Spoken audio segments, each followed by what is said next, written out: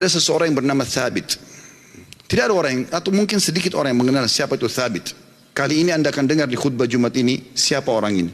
Thabit rahimahullah seorang yang sederhana di kota Kufa di Irak dan tidak terlalu dikenal pada saat itu. Tapi dia termasuk orang yang bertakwa kepada Allah Subhanahu wa taala, orangnya miskin. Dia jalan di salah satu jalan di Kufa, dia lewati satu kebun apel. Kemudian ada apel yang jatuh dari kebun itu karena matang, jatuh di depan dia. Dia berpikir bahwasanya kebun apel ini, ya apel ini jatuh di jalan, mungkin sudah halal buat saya. Dia ambil sama dia makan. Sementara dia mengunyah dan sudah habis setengah apel itu, tiba-tiba dia berpikir, halalkah untuk saya ini? Bagaimana bisa saya tiba-tiba mengambil yang walaupun jatuh di jalan tanpa izin pemiliknya?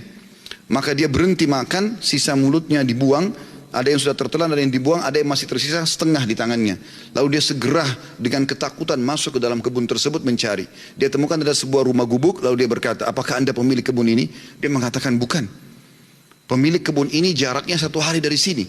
Kata orang penjaga kebunnya, kenapa? Dia bilang, saya tadi mendapatkan apel jatuh di sini, kemudian saya makan setengahnya. Saya pikir karena jatuh di jalan, mungkin halal buat saya. Tapi tiba-tiba saya ketakutan sekali. Takut Allah hisab dengan apel ini.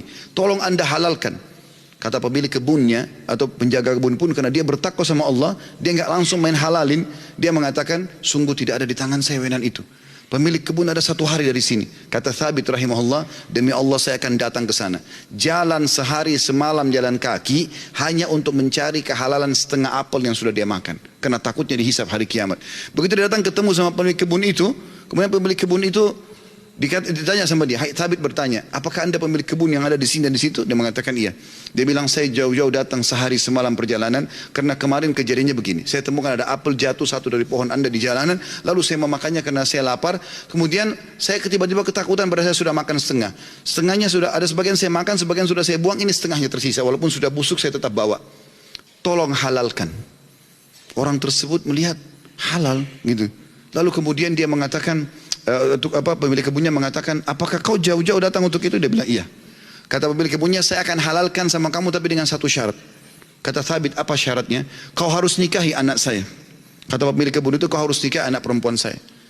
Tapi kau perlu tahu sebelum kau nikahi, anak saya itu tuli, nggak bisa mendengar, bisu nggak bisa ngomong, buta nggak bisa melihat, dan lumpuh nggak bisa bergerak. Kata Thabit rahimahullah, dalam kisah ini saya pun berpikir pada saat itu, kalau memang untuk menghalalkan setengah apel yang saya makan dan saya lepas hisab hari kiamat dengan cara menikahi wanita yang buta, tuli, ya, bisu, juga lumpuh ini, maka saya akan melakukannya.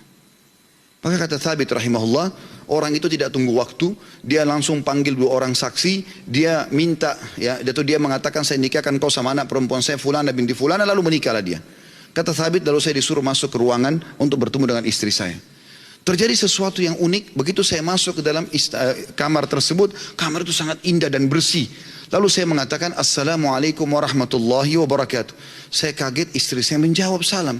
Bukankah tadi dikatakan dia bisu? Kemudian saya mendekati dia, kemudian saya mengulurkan tangan saya, dia mengulurkan tangannya untuk menjamah tangan saya. Bukankah tadi ayahnya mengatakan dia adalah orang yang lumpuh?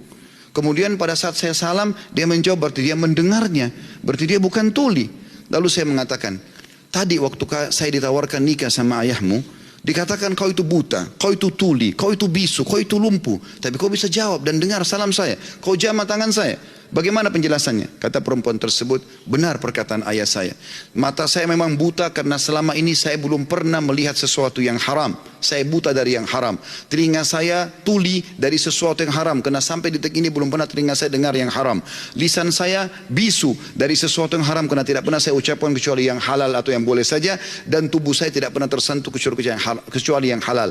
Dan ayahku memilihmu sebagai suamiku karena kau telah takut kepada Allah dan meninggalkan yang haram. Apa yang terjadi teman-teman? Kata Thabit, saya pada saat membuka tirai penutup wajah perempuan tersebut, saya temukan perempuan itu orang yang paling cantik, orang yang paling salihah, bahkan menghafal kitabullah.